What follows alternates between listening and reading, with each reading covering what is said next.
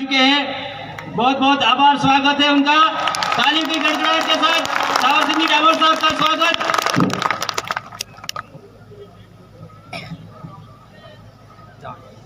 सबसे पहले आज इस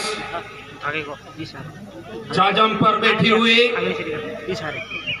तमाम वीर वीरांगनाओं, मूल मालिक मालिकानाओं, सभी से मैं अपनी नम आंखों से हमारे दिवंगत हुए सलूंबर विधानसभा के विधायक महोदय अमृत जी को सत सत नमन करते हुए आपके माध्यम से दुआ करना चाहूंगा कि उनकी आत्मा को और उनके शरीर को पंच तत्वों में विलीन करके उनको उनके कर्मों अनुसार कुदरत उनका फैसला करे और उनके परिवार को सहन करने की शक्ति प्रदान करे।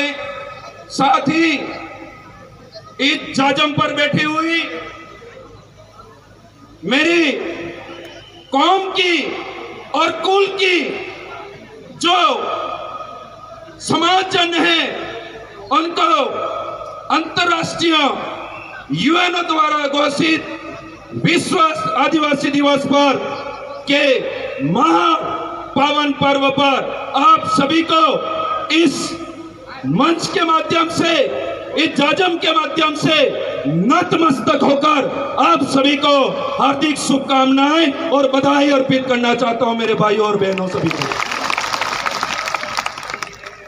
बहुत सारे वक्ता आ चुके और बहुत सारे वक्ता कतार में हैं। सबसे पहले साथी और हमारी पड़ोसी विधानसभाओं के विधानसभा सदस्य थावरचंद जी डामोर और उमेश भाई डामोर अपने इस नए नवेले सलूंबर जिले में आकर आपके कदम यहां पर पड़े तो ये सलूंबर की धरती पूरी गदगद और खुशहाल हो गई है। आपको धन्यवाद अर्पित करना चाहता हूं। और साथ ही एक नया इतिहास बनने जा रहा है मेरे भाइयों कि नया जिला और दूसरी बार का विश्व आदिवासी दिवस और नए सबसे युवा विधायक आज यहां आकर के इस प्रोग्राम के अंदर शरीक हुए। साथ ही मैं अपनी बात रखना चाहूंगा। सबसे पहले मैं कुछ बिंदु के ऊपर फोकस करवाना चाहूंगा आपका।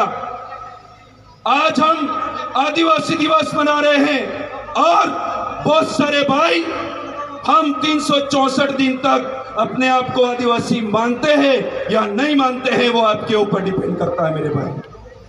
पर साथ ही मैं आपसे एक अनुरोध और विश्वास लेकर के लाना चाहता हूं कि यह चीज तो आपको आपके दिमाग के अंदर बिठाना पड़ेगा।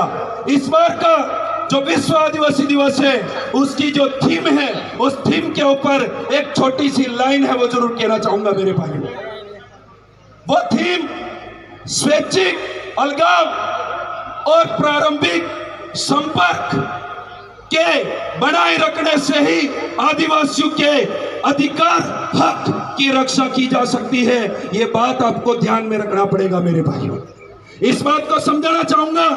स्वैच्छिक अलगाव कि एक आदिवासी कुदरत के बीच में रहता है और अपनी स्वेच्छा से अपने आप को इस जो आधुनिकीकरण हो रहा है और जो विकास हो रहा है और जो हमारी कुदरत का विनाश करने के लिए जो कार्यक्रम रचे जा रहे हैं उनसे अपने आप को दूरी रखता है। स्वैच्छिक अलगाव कोई व्यक्ति गांवों के अंदर, पहाड़ों के अंदर अपनी स्वेच्छा से रहता है। क्यों? क्योंकि वो वहां की कुदरत, वहां की प्रकृति, वहां के पेड़ पौधों, वहां के जीव जंतु को अपना परिवार मानता है, इसीलिए स्वैच्छिक अलगाव रखना चाहता है वो व्यक्ति। और प्रारंभिक संपर्क, आज मैं आप भाइयों से, बहनों से सवाल पूछना चाहता हूं कि इस पूरे वर्ल्ड में, इस पूरी धरती पर अगर ऐसा कौन सा डीएनए है जो सबसे पहले कुदरत से संपर्क, पहला प्रारंभिक संपर्क रखता है? प्रारंभिक संपर्क यह हो गया कि आज एक बच्चा अगर अपनी मां की पेट से 9 महीने अंदर रह करके और वो बच्चा अचानक से जन्म लेकर के कुदरत के बीच में रख दिया जाए तो वो बच्चा आने वाले समय में उस प्रकृति के बीच में अपने आप को समावेश करता हुआ वो बच्चा बहुत बड़ा हो सकता है और उसके अंदर ढाल सकता है। बच्चा पैदा हुआ तो उसका प्रारंभिक संपर्क किससे हुआ? प्रकृति से हुआ। और वही एक दूसरा बच्चा जो सिटी के अंदर पैदा होता है, हॉस्पिटल के अंदर पैदा होता है, और वो बच्चा आधुनिकीकरण की दुनिया से, हमारी कुदरत से अलग चला जाता है। वही बच्चे दोनों बड़े होते हैं और बड़े होने के बाद हमारी कुदरत के साथ में खिलवाड़ करने का जो काम हुआ था उसका परिणाम आपने कुछ समय पहले एक बहुत बड़ी महामारी आई थी उसके अंदर देख लिया। वो जो दो बच्चे बड़े होते हैं और कोरोना के टाइम पर एक बच्चा कुदरत की गोद में पलता है और एक बच्चा आधुनिकीकरण की दुनिया में बाजारों के अंदर पलता है और बड़ा हो जाता है। जब कोरोना जैसी महामारी आई उसके अंदर कुदरत के अंदर बचा हुआ बच्चा और बड़ा हुआ बच्चा, उसको कुछ भी और 1 इंच पर का बाल भी बाका नहीं हुआ, वो था आदिवासी बच्चा। थक नहीं था मेरे भाइयों। और कोरोना जैसी महामारी से वो बच करके बाहर निकल गया और उसने अपने सेवन के लिए, उसको एंटीडोट बनाने के लिए अपनी जो कुदरत का अर्क है उसका सेवन जरूर किया। उसको सैनिटाइजर बना करके हाथ धोए होंगे, उसको शरीर के अंदर वॉश करवाया। एक दूसरा बच्चा जो बाजारों के अंदर और आधुनिकीकरण की दुनिया के अंदर जीता है, वह बच्चा जब बड़ा हुआ और कोरोना लगा उसको और कोरोना जैसी महामारी बीमारी आई, उस समय अपने माँ बाप से पूछने लगा कि पापा मम्मी अपना कोई काम भी है कि नहीं, क्योंकि यहाँ तो इस साइड तो बाथरूम जाना पड़ता है और यहाँ इस साइड खाना बनाते हैं और यहाँ सोना पड़ता है। मुझे तो सूख आ रही है और लॉकडाउन के अंदर मैं अंदर फंसा हुआ हूँ। वो बच्चा अपने चिल्ला करके अपने माँ बाप से पूछता है कि मेरा कोई गांव, मेरा कोई परिवार, मेरा कोई समाज है कि नहीं है। तब माँ बाप ढूंढते हैं अपने बूढ़े माँ बाप को कि कहाँ हमारा ढालुआ है, कहाँ हमारी पुरानी खेती है, कहाँ हमारा घर, कहाँ हमारा समाज है। बहुत सारे लोग आधुनिकीकरण का शिकार हुए लोग अपने बच्चों को और अपने पुरखों को, अपने माता पिताओं को इस कोरोना काल में खो चुके। खोए कि नहीं खोए मेरे भाइयों? तो आपको तय करना है कि इस प्रकृति से प्रारंभिक संपर्क रखने वाला बच्चा बनना है या फिर इस आधुनिकीकरण की दुनिया से बाहर जाने वाला बच्चा बनना है। तब जाकर के हमारी प्रकृति को, हमारे इस धरती को, यहाँ पर बहने वाले पानी को, यहाँ पर हर तरीके से हमको वायुमंडल में मिलने वाली चीजों से हम उनको बचाया जा सकता है। मैं आपको एक छोटी सी बात बताना चाहूंगा। बहुत सारे लोग कहते हैं ये लोग धर्म के ऊपर बोलते हैं। मैं आज खुला खुला कहना चाहता हूं, हम किसी के धर्म विरोधी नहीं है। हम हमारे अलग, हम उस धर्म को मानने वाले लोग हैं जो एक पेड़ लगा हुआ है, वहां पर हिंदू, मुस्लिम, सिख, ईसाई, वहां पर बच्चे ला करके खड़े कर दो और आदिवासी को भी वहां खड़ा कर दो। अगर वो पेड़ ऑक्सीजन देने से किसी हिंदू बच्चे को अगर मना बोल देता है तो उस समय जातिवाद का उसके ऊपर केस ठोका जा सकता है। किया जा सकता है, नहीं किया जा सकता है। पर मेरे भाइयों, ये पेड़ किसी धर्म विशेष और जाति विशेष को ऑक्सीजन देने की बात नहीं करता है। करता है क्या? नहीं करता है। कोई बच्चा, कोई पानी बह रहा है इस धरती पर, अगर एक बच्चे को हिंदू का, एक मुस्लिम का, एक सिख का, एक ईसाई और एक जैन धर्म और एक आदिवासी बच्चे को पानी पिला दो, किस बच्चे के अंदर वो पानी थोड़ी देर बाद पेशाब बन करके बाहर निकल जाएगा। पर किसी धर्म विशेष की पानी बात नहीं करता, क्योंकि वो किसी के पेट में नहीं रहता है। रहता है क्या? जब यह कुदरत, जब यहाँ पर रहने वाली पानी, यहाँ की हवा, यहाँ का वृक्ष अगर किसी के साथ अगर छेड़खानी और किसी को ऊंच नीच का भेद नहीं सिखाता, तो ये कौन लोग होते हैं हमको ऊंच नीच का भेद सिखाने वाले मेरे भाई? ये बातें आपको समझनी पड़ेगी।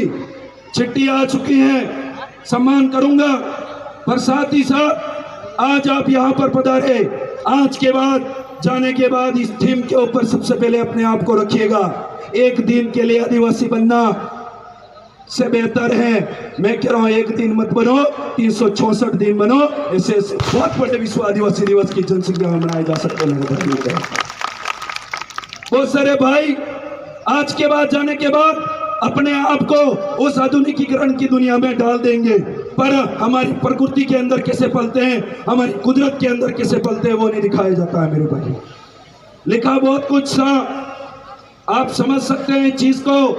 और ये एक जाजम है, इस जाजम के माध्यम से जिसके अंदर भी एलिजिबिलिटी होती है, अपने अंदर कुछ बात रखने के लिए हिम्मत होती है, वो सारे भाई बात रखेंगे।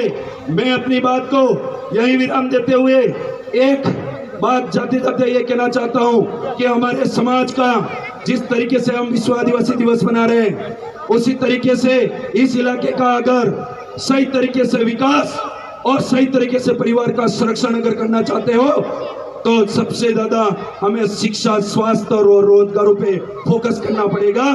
तब जाकर के हमारे समाज की आधे से ज्यादा बीमारी खत्म हो जाएगी। मैं ये बात आपको कहना चाहता हूं मेरे भाई। और फिर से आप भाइयों को मेरे माध्यम से बहुत सारी चीजें कहना चाह रहा था, पर आने वाले वक्त उस बातों को बता देंगे। और साथ ही साथ आज हमारी जो माए बहनें, जो बेटियां, जो वीरांगना यहाँ पर प्रोग्रामों के अंदर आई हुई है, आपको अगर किसी इंटरनेशनल लेवल, किसी प्रदेश लेवल, राष्ट्रीय स्तर पर अगर जाने का मौका मिल रहा है तो आप खड़े होइए और हुकार भरिए उस आंदोलन के लिए और उस प्रतिभा को साबित करने के लिए तैयार हो जाइए मेरे भाइयों। आपको आदिवासी परिवार आपका सपोर्ट करेगा। आप सभी को मेरी ओर से धन्यवाद। और जो वॉलंटियर साथी हैं वो अपना ध्यान में रखते हुए इस प्रोग्राम को अंतिम रूपरेखा तक सफल बनाने का कार्य करेंगे। आप सभी भाइयों को धन्यवाद, आभार, जोहार, जय आदिवासी, जय बिल प्रदेश। धन्यवाद।